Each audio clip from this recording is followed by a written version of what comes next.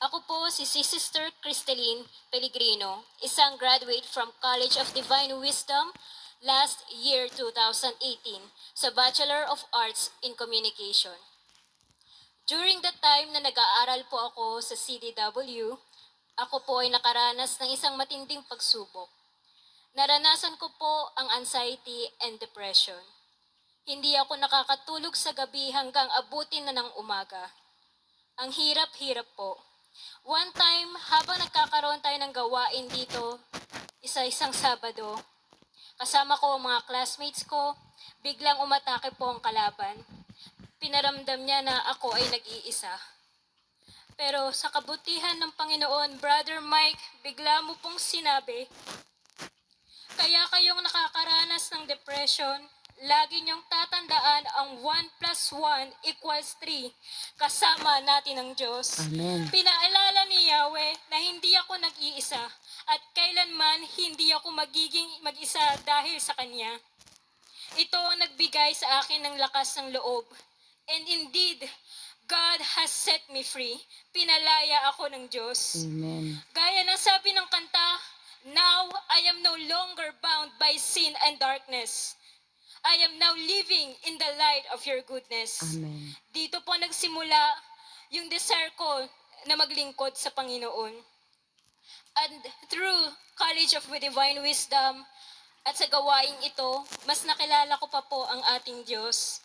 Ngayon, bukod sa biyayang trabaho po niya sa government, ako po ay binigyan ng Diyos ng opportunity na maglingkod sa Kanya bilang choir sa Cavite at bilang miyembro ng liturgical ministry ng gawaing ito. Yahweh El Shaddai, maraming salamat sa pagtawag niyo po kay Brother Mike. And Brother Mike, maraming salamat dahil nag-yes kayo sa panawagan ng Panginoon. Amen. At kaya kami ngayon naririto, bunga ng inyo pong pagtugon kay Amen. Yahweh. At mga buhay na patotoo ng kabutihan ng Diyos. To Amen. God be all the glory. Amen.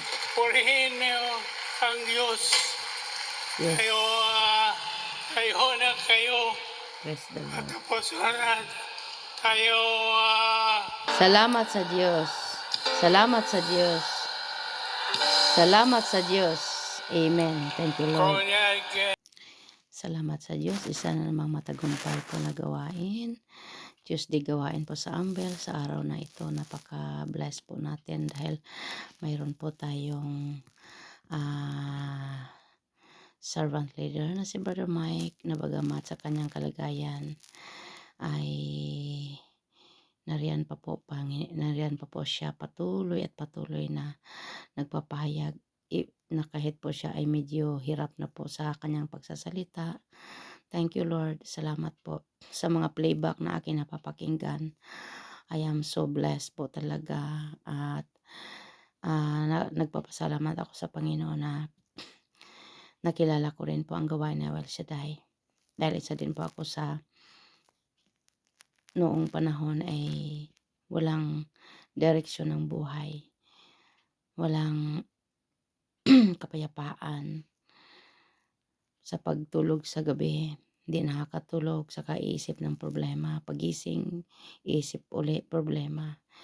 Pero salamat kay Lord nang tinanggap ko ang Panginoong Hesus as my Lord and Savior. At sa araw-araw, laging nakikinig.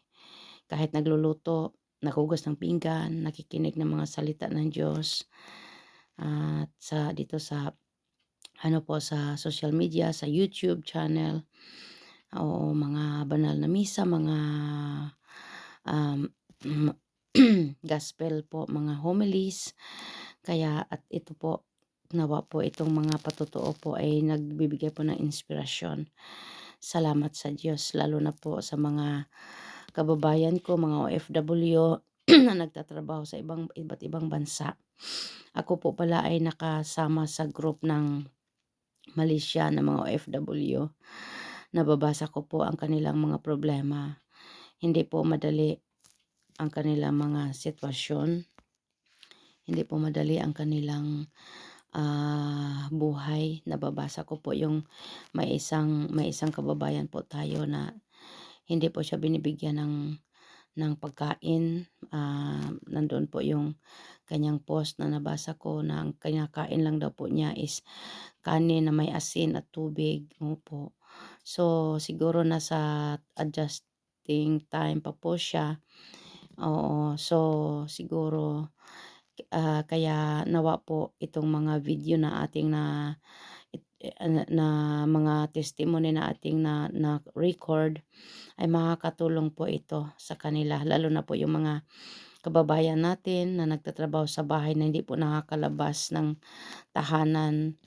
Opo, hindi sila nakakalabas ng tahanan, sobrang lungkot, hindi puwedeng gumamit ng, cellphone, trabaho lang, ta's wala pang makain, hindi po madali. Hindi po madali ang, kanilang sitwasyon. Kaya Lord, dalangin ko po na pagpalain mo po ang lahat ng mga kababayan ko na nasa ibang bansa na hindi po madali ang kanilang buhay. Mahirap ang kanilang trabaho, kalooban, nangungulila, at very controlled po ang kanilang mga amo. Alam ko po Lord kapag sila, oh Lord God, ay nakapag na-overcome po nila itong mga trials na ito ay may kapalit naman po itong magandang biyaya. Katulad po sa iyong abang lingkod na 2 taon din po na hindi tayo pwedeng lumabas sa bansa sa nung nagtrabaho pa po ako sa Cyprus. Bilang na bilang lang po sa loob ng 2 taon. Pilit na pilit po yon dahil ayaw akong palabasin ng amo ko. Kasi lahat ng mga nagiging katulong nila ay nagra-run away. Hindi po umaabot ng, taon, ng iba, pinakamatagal na po sa nagtatrabaho sa kanila 8 months tapos nagra-run away. At hindi ko po, sukat akalain na kami ni Yahweh El Shaddai ay umabot ng 3 taon. Kasi sabi ko nga po na, Lord, ikaw po ang nagdala sa akin dito sa bansang Cyprus. Yun po ang prayer ko. Ikaw rin po ang mag-alis sa akin. Ikaw rin po ang gumawa ng way. At I know that mayroon kang inilaan na better place, better country na inilaan mo po sa akin. At yun po aking pinanampalatayaan, yun po aking pinananaligan at salamat po sa Diyos. Hindi niya ako binigo. Hindi po ako binigo ng Panginoon sa loob po ng 3 years. At kami ni Lord ay lumipad from Cyprus to United Kingdom. Year 2006, January 18. Touchdown po sa British soil po ng Manchester Airport. At talagang kay buti ng Panginoon, sinalubong po ako ng malakas na ulan. Bumuhos ang pagpapala ng Diyos sa akin. Ayun po ay I believe po na yung ulan na yun na malakas ay pagpapala po yun sa akin. At hindi po ako nakakalabas sa Cyprus noon. Pilit na pilit at yung sinabi ko po sa inyo na sabi ng amo ko, wag daw akong lumabas kasi tinatakot nila ako kesyo hindi daw safe pag lumabas, ganito, ganon, ganon. Pero ang akin naman po ay gusto ko lang makapagsimba. At nakalabas po ako nung siguro mga 3 beses o 4 na beses sa loob ng 2 taon po siguro yon. Nung nasa village pa po kami para lang po ako mag-attend ng El Shaddai anniversaries.